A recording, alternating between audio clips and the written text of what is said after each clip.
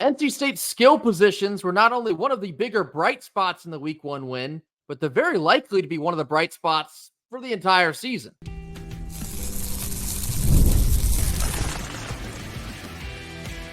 You are Locked On Wolfpack, your daily podcast on the NC State Wolfpack, part of the Locked On Podcast Network, your team every day. What's up, Wolfpack Nation? It's time to get locked in with Locked On. Thanks for making Locked On Wolfpack your first listen each and every day.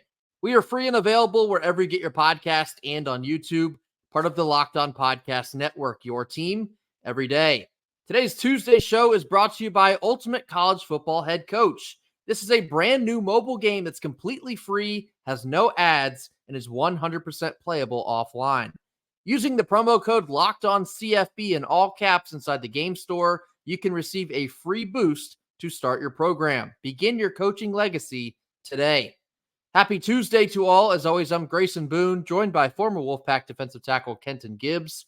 Kenton, we're going to begin our Tuesday show talking skill positions. Both the running backs and the wide receivers in our Week 1 game against Western Carolina, they were arguably one of the brighter spots of that entire game. And a lot of that comes from what we looked like last year in 2023 as we struggled so much outside of KC Concepcion to get the ball and move it effectively down the field, both in the run game and in the pass game. I know we had our struggles against Western on Thursday night, but you could instantly see the difference in both the wide receivers and the running backs in just sheer talent, athleticism, field vision, basically everything. You could tell immediately that this ain't that. This is leagues above where we were last year. Very likely to be the case for this entire season. I think the skill position players are going to be the brightest spot of this squad in 2024 because of all of the talent. KC Concepcion, Noah Rogers, Justin Jolie, those are the guys that are going to lead this offense week in and week out. Absolutely. And these guys were running wide open. These guys were running free and clear. You know, Peyton Wilson once said, run him over. Well, KC said, route him up, because I'll tell you what, this group of receivers, this group of tight ends, this group of running backs, they have all. I did not see a single guy that I was like, oh, he's kind of in hell right now. Like he's struggling to find a little bit of leverage. He's struggling to find a way to get open. There were guys on their P's and Q's on the perimeter, which is all you can really ask for. You can't ask for much more than that because, again, this team, this squad, these guys, you can tell this was an overhauled group. You can tell. This group looks phenomenal talent-wise. They look phenomenal. You could tell that they were head and shoulders above the Catamounts from snap one. And so that bodes well going forward for not just the Tennessee game, but the rest of the season. Because, again, at the end of the day, if Grayson McCall is struggling or if he's got some rust to continue to knock off, the best thing you can do for him is give him really big throwing windows in which to practice knocking that rust off. Something we mentioned in our post-game podcast from the other night was that Grayson McCall definitely had a little bit of an off game. He was missing a couple wide open throws, and it made a lot of us very frustrated, being that we heard so much about this offense coming into the season. And I think part of the reason it was so frustrating was because of the separation that our wide receivers were getting all night long. Some of those missed throws were to wide receivers that were wide blank open.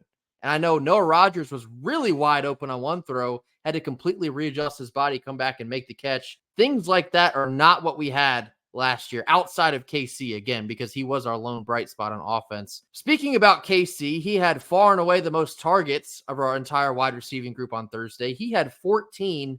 The second most was Justin Jolie with 5. Does that concern or surprise you looking back at the numbers from game 1? It does concern me because, like you and I talked about, you have guys running open everywhere. Don't get me wrong. I understand that you want to get KC the ball. He is probably one of, if not your best yak guy. I'd say that he's a guy that's dynamic and explosive with the ball in his hands and all that. But you have too much talent to not distribute the ball a little better. Last year, the need to force feed KC, hey, I ain't mad at you. You know what I mean? Do what you got to do. Find a way to make a play. And number 10 was the only one who was relevant when his number was called to quote Mr. Anai. This year, all of these gentlemen want to be relevant. All of them. All of them are showing up and showing out. You have got to find a way to get it to more than KC, because I'm willing to bet $1 to your dime. Tennessee is screaming, if we lock up 10, we will win. I'm willing to bet whatever. In old Rocky Top, Tennessee, they're saying we will, if we can hold 10 to look meh, so, maybe even good, just not great or God mode, we will win this game.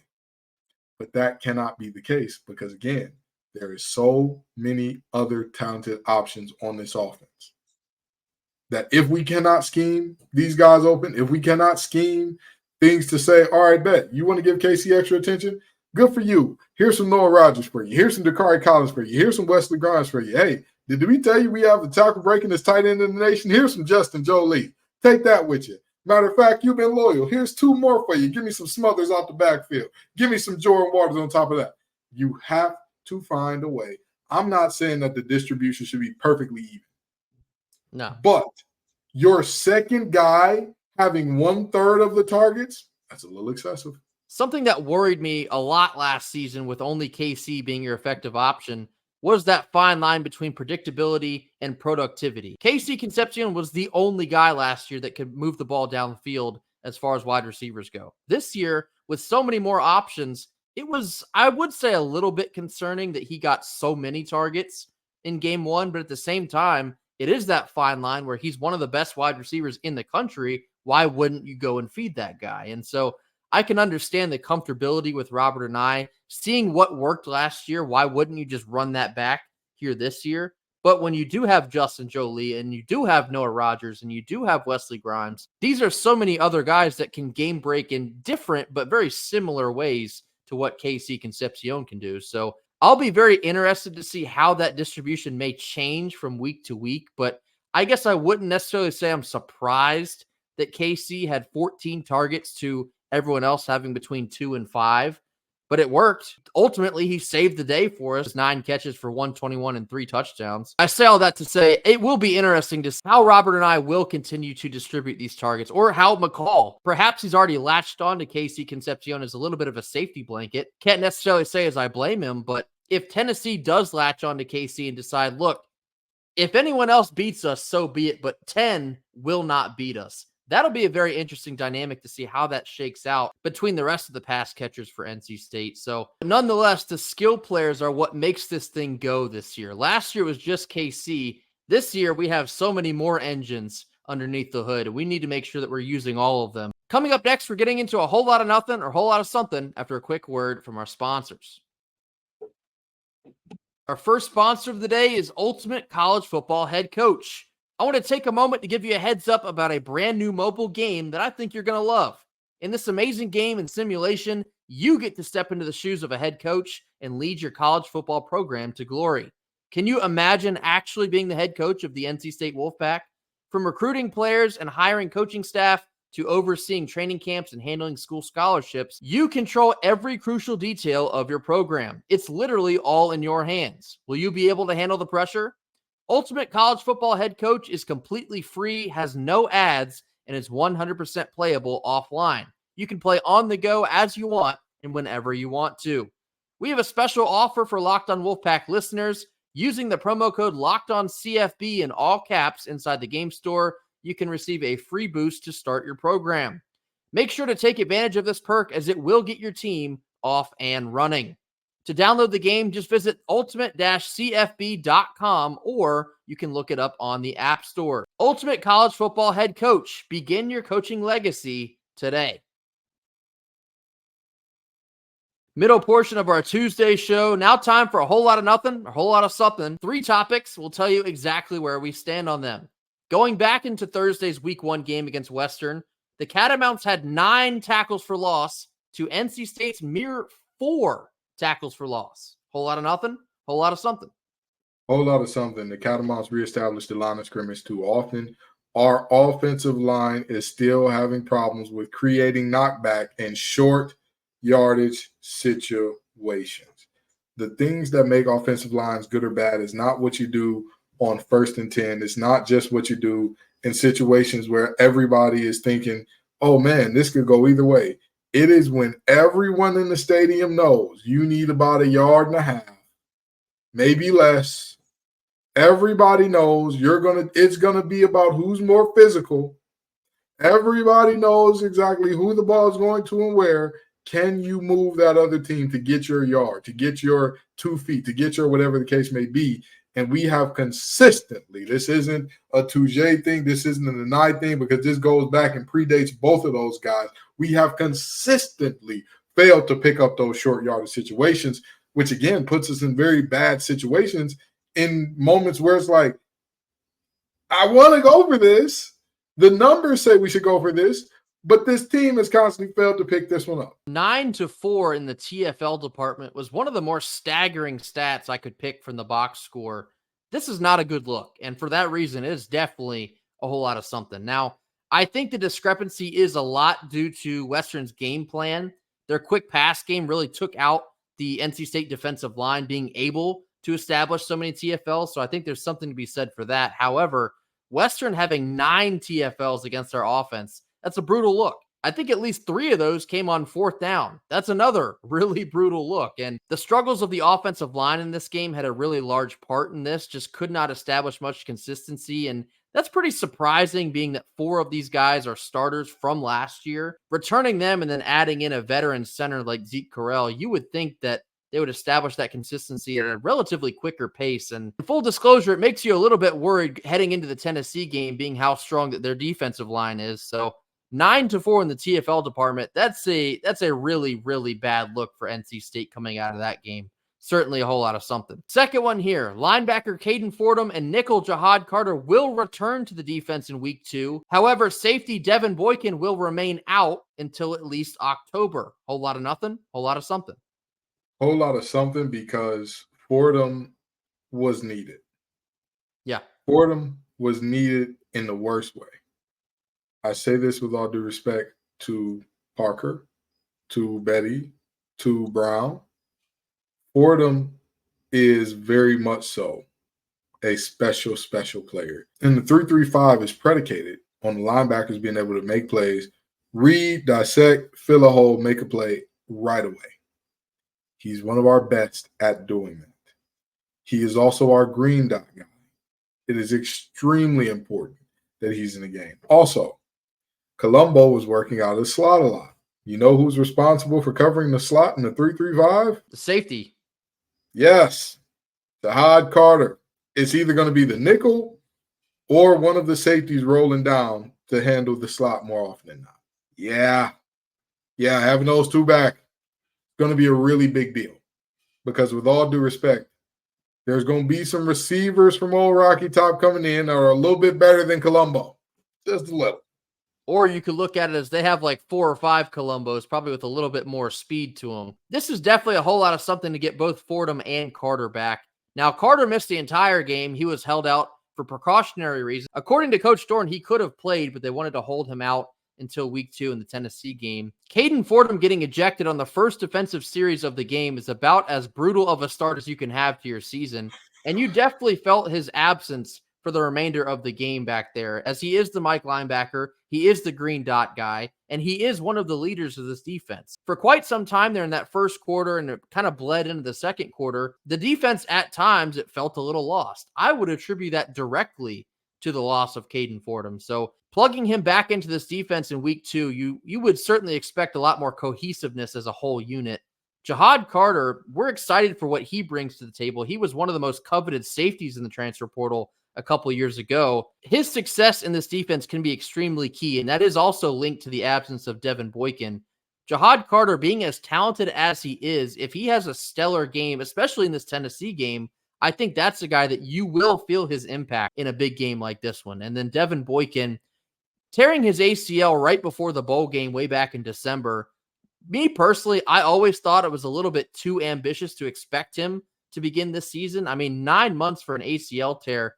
I know it's a lot different than the way it used to be, but that still feels a little quick. The expected timeline is that he'll return sometime in October. Even 10 months sounds pretty crazy to me, but if he'll be ready to go in October, that's a guy that you want back in your defense as soon as you can get him, especially at full health. So It's definitely a whole lot of something to get Fordham and Carter back. For right now, Boykin missing is kind of a whole lot of nothing because I didn't really expect him back anyway. Then when he returns, it certainly will be a whole lot of something. And last one here, Boston College goes down to Tallahassee and flat out embarrasses Florida State for the second time in as many games. Whole lot of something, whole lot of nothing. Let me let you all in on a little fun fact about Florida State. Since the playoff snub, the Orange Bowl and the 2 first games of this season combined, Florida State is being outscored a whopping 115 to 37. Oh, God. PU. And I know what you're thinking. Ken, you're including the 63-3 shellacking in there. Take that one out. All the players were going. Okay, I got you. Let's be genuine with the numbers then if you feel like that's disingenuous. These first 2 games, double-digit favorites in not one, but how many of the games, Grace? Both of them. Both of them things. Okay. In those games, you are losing by an average of 9 points per game, one of them being in your home. Is you cool? Is everything okay? Doesn't feel like it. Whole lot of something. For it to be Florida State being the team that has experienced the most embarrassment in the first 2 weeks of college football, how poetic. For fans of another ACC team, and I'm sure a lot of other ACC fans are feeling the exact same way, this is hysterically funny. We feel like they probably deserve this embarrassment on this type of level. They talked and talked and talked about we are better than this conference. We are feeding the rest of you scraps. We deserve to be in the SEC. We should be in the Big Ten. We bring all the money to the table. We deserve a much bigger slice of this pie. And for them to be embarrassed the first 2 weeks of this season, not just that, I think their season may have just ended on this Labor Day weekend because with 2 losses, both of them being ACC losses, more than likely you're not going to Charlotte at the end of the regular season. And when that's the case, you're not getting the auto bid, which means if you want to make it to CFP, it's going to come down to judging your resume. You already have a bad resume, assuming that you win out your next 10 games, which they will also not do. I think their season just ended in the most embarrassing way it possibly could have. DJU, and I don't want to dump on him, but man, I think Florida State seriously paid for a lemon, didn't they? Just DJ PU, they're calling him now. I cannot believe how bad he looked against Boston College's defense. Credit to Boston College. I couldn't really tell if Florida State looked so bad or Boston College looked good. With Florida State bowing out this early in the race, I had a tweet after they lost to Georgia Tech. That's significant for NC State. It's even more significant for NC State now. Florida State is gone, and they were the odds-on favorite to win the whole conference in 2024. The ACC is wide open. I will say it again here on Tuesday. It is wide blank open. NC State needs to seize this opportunity. Whole lot of something. You know the most interesting thing that I find about this in you saying it's karma and all that good stuff? They want to leave the conference because the money. The money ain't right. You need more money to be competitive. You need more money to win. Do Georgia Tech and Boston College have bigger budgets than you all in Tallahassee? So it seems to me that maybe a former college athlete, maybe who played this exact same sport, would have a little bit of insight into the fact that, again, more money spent in does not equal better results. Because if that were the case, wouldn't Oregon win every national championship by about 30 points? One might think. And yet, how many national championships does Oregon have? The same as their logo. Ladies and gentlemen of the jury, I rest my case. You can go and leave the conference to go get your lazy river just like all the other SEC schools. You can leave the conference and say, hey, we are a big boy in the Big Ten. You can leave the conference and do that. But again, at some point in time, I can't remember who said it, but that money can't unlame you.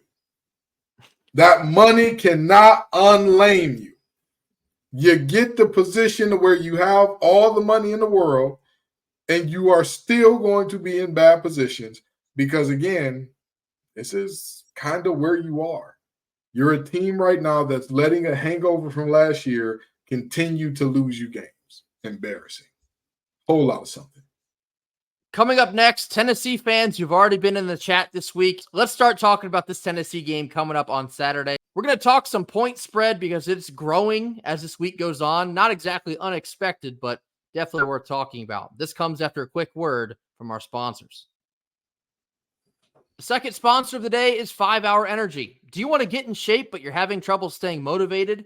Make a 5 Hour Energy shot part of your lifestyle and get the energy boost that you need to get fit. We all know that sometimes it's really hard just to get to the gym, but taking a 5 Hour Energy shot beforehand will give you the feeling and alertness that you need in order to get there. With zero sugar and a convenient portable size, it's the perfect pick-me-up for getting stuff done. The 5 Hour Energy website has flavors galore like watermelon, tropical burst, grape berry, and so many more to choose from. Make sure you try them all. On the site, you even have the option to build your own 12-pack or a 24-pack. You choose the flavors and it's delivered right to your front door. If you go to 5hourenergy.com, that's the number 5 and then hourenergy.com, and get some 5 Hour Energy product today, you can use my promo code LOCKEDONCFB in all caps to receive 20% off of your order. This offer is only valid from now until September 30th on one order and cannot be used with other promotions. The code is also not good on subscription orders, so make sure you get on over to 5hourenergy.com today. Rounding out our Tuesday show, let's start talking some point spread for this upcoming weekend's game. NC State, Tennessee in Charlotte. It's the Duke Mayo's Classic. A lot of Vol fans have found our channel. Thank you for doing so. You're all welcome here. Feel free to talk the trash. Say whatever you want to say, because it's a big-time game. I spent 2 years living in Tennessee. I know how y'all like to get down. And on Monday's show, y'all were all over our comment section. It was cool to see. And so now I will not make you wait any longer. Let's talk some Tennessee football. Okay, as you see here now on the screen, these are the current lines. Now, they have moved a little bit since they opened just the other day. I believe they opened at 5.5 as Tennessee being favored. As we now sit here on Tuesday, it is 7.5. The over-under has also moved up a couple points. It was sitting at 56.5. Now it's sitting at 59.5. Now, Kenton, based on what we saw last week from NC State and what we saw last week from Tennessee, does 7.5 surprise you? How are we feeling at this point in time? 7.5 is not surprising. The money moving the line more in Tennessee's favor, also not surprising. When I look at this line, I see folks saying that this game will be close, but ultimately Tennessee, they win handily here, and that prediction makes sense. I can make sense of that prediction. I don't look at it and say, where the hell are y'all coming from? Or Vegas is giving away money, bet state. This spread makes sense. It makes a lot of sense, and I'm not surprised to see how quickly it jumped up a couple points. And I've seen a couple people saying Tennessee should be favored by 17, maybe upwards of 21. That's a little bit much. Let's touch at least a little bit of grass here as the week goes on. But 7.5, to be honest with you, I think that might be a little bit low. If I had to set the line, I think I'd put it right about 9.5. I think that's about appropriate for this point in the week. Tennessee had an electric offense. Nico is incredible. That offense looked incredible. The defense for Tennessee, you didn't really get to see much of it because they weren't really tested against Chattanooga. And then you have NC State on the other side, struggled on offense, struggled a little bit on defense, escaped with the win. But how good do we feel about it? Well, we feel better about it now than we did on Thursday. But after seeing Tennessee, it's like, oh, brother, we might have to take it up a couple more notches than maybe we initially anticipated. So 7.5, I think it's okay, maybe a little bit low. I probably would put it at 9.5. But Kenton, give me your confidence level that NC State could potentially cover 7.5. I hate to say this because I know Wolfpack Nation is going to be upset. Come on now. I don't have a ton of confidence because Grayson McCall is still working through rust, and this is a bad unit to work through rust against. I'm going to say my confidence is in the "so you're saying there's a chance" category.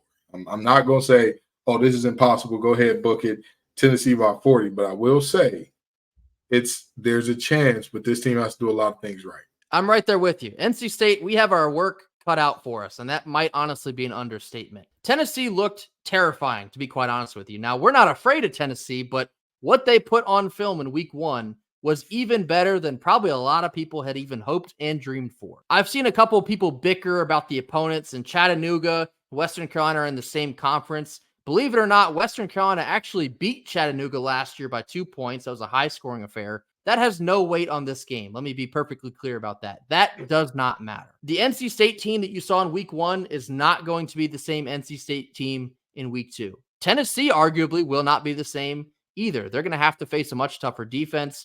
Their defense is going to be on the field a lot longer than they were against Chattanooga. Multiple factors are very, very different for both of these teams coming into Saturday, but Tennessee is favored.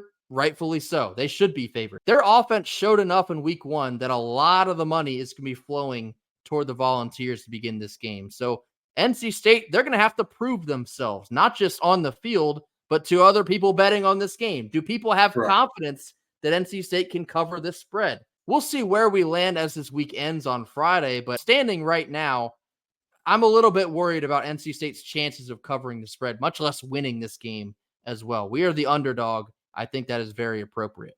That'll do it for us here on Tuesday. Be sure to hit that like button. Drop your comments down in the comment box. Tell us what you think about NC State's new and improved skill players, both in the wide receiving room and at running back. Will they carry NC State for the remainder of the season? We think so, but tell us what y'all think. Let us know what you think about the key defensive players returning to the lineup just in time for Tennessee, and let us know what you think about the point spread currently standing at 7.5 in favor of the Tennessee Volunteers.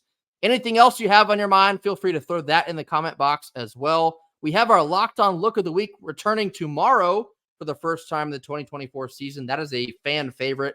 Can't wait to put that back out there. And Tennessee fans, we got a whole lot more for you. We will begin our preview of Tennessee on Wednesday. We have a Locked On crossover episode with Locked On Vols coming on Thursday. A lot more Tennessee and NC State content here for the remainder of the week. Mash that subscribe button if you have not already. We'll see you right back here tomorrow on Wednesday. And until then, go Pack. Go Pack.